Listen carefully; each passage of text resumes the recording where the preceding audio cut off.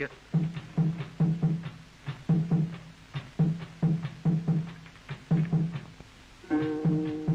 Tissage. Sculpture. Telles sont les formes traditionnelles de l'art bantou.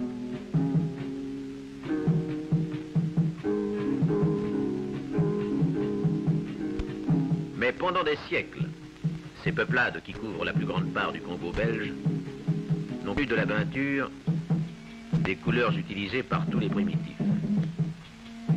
Le noir tiré du charbon de bois, le blanc provenant du kaolin, l'ocre extrait de la terre.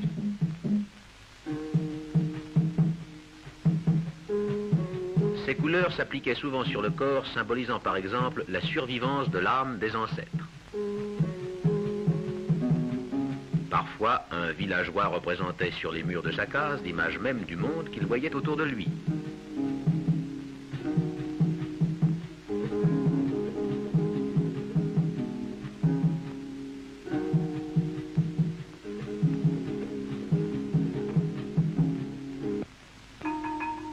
Mais à Léopoldville, voici quelques années, tout à coup, parmi les marchands de pantoufles et de peaux de serpent surgirent d'étranges colporteurs. Ils venaient vendre aux les œuvres d'artistes encore ignorées.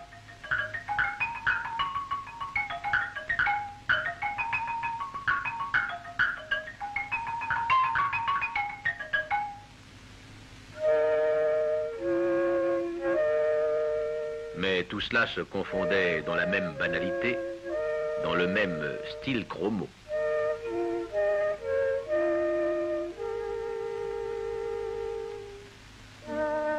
Ce fut pourtant le point de départ d'un art qui était resté inconnu des Congolais, la peinture sur chevalet.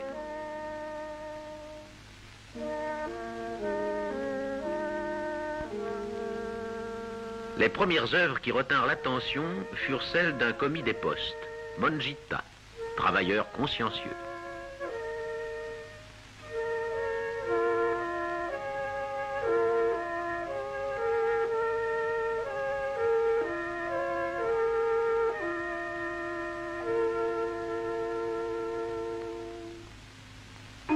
Dépassant cette banalité, des tempéraments bien vite s'affirmèrent.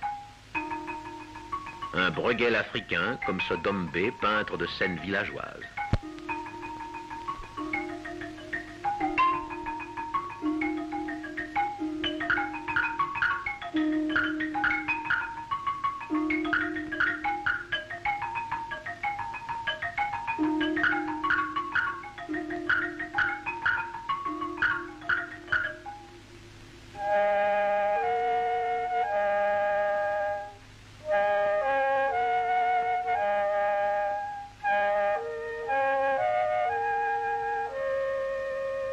Un poète comme Bata, qui recrée cette île perdue qu'aborde le piroguier, ou ses cases à l'orée de la forêt.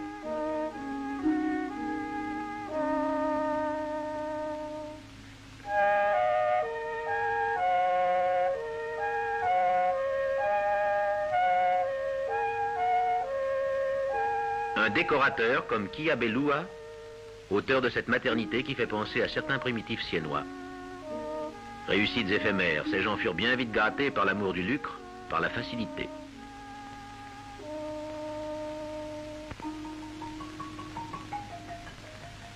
Au même moment, à l'autre bout du Congo, à Elisabethville, un autre mouvement paraissait réussir.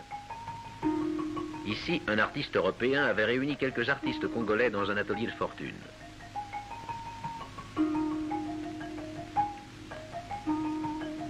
On vit bientôt d'étranges choses. Voici Bella. La première fois qu'il utilisa un pinceau, il en usa les poils en moins de 8 jours. Loin d'être découragé, il remplaça le pinceau par ses doigts.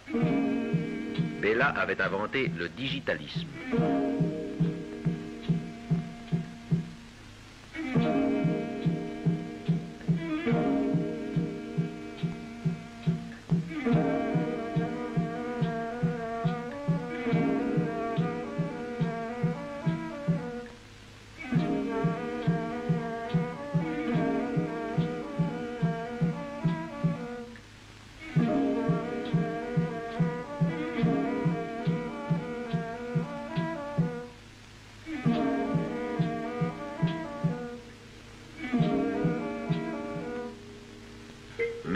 côté de Bela le digitaliste, voici d'autres peintres. Ceux-ci, d'instinct, pratiquent une peinture décorative. Ilunga, par exemple, nous livre cette imagerie insolite et cependant curieusement équilibrée.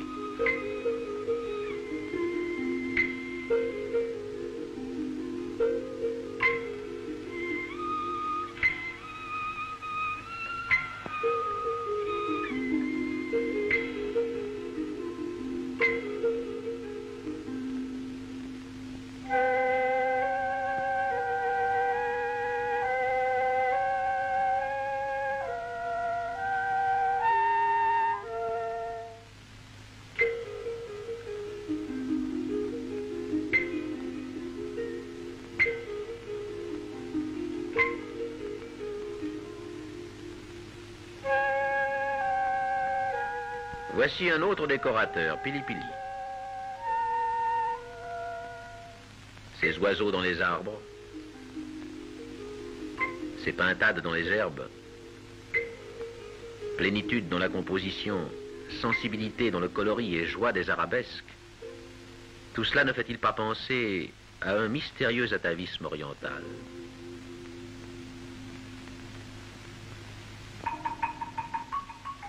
Mais dans cet atelier d'Elisabethville, il y eut plus étrange encore. Quand le Congolais Mwenze s'y présenta, il reçut ce seul conseil: dessine sans tracer de contour. Mwenze n'hésita pas. Il inventa immédiatement un procédé par hachure et se mit à peindre en longues touches parallèles.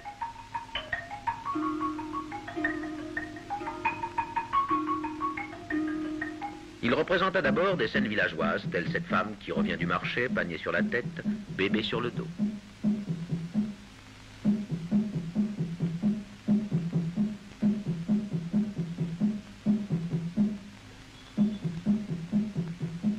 Mais bientôt, de ces formes familières fusa une vie chaotique, un ordre baroque. Des figures inquiétantes apparurent. Des objets de cauchemar.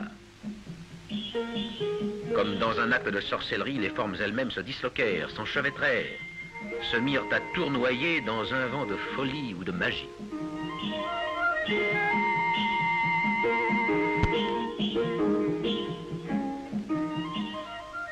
Tout est mystère dans cette nouvelle peinture congolaise.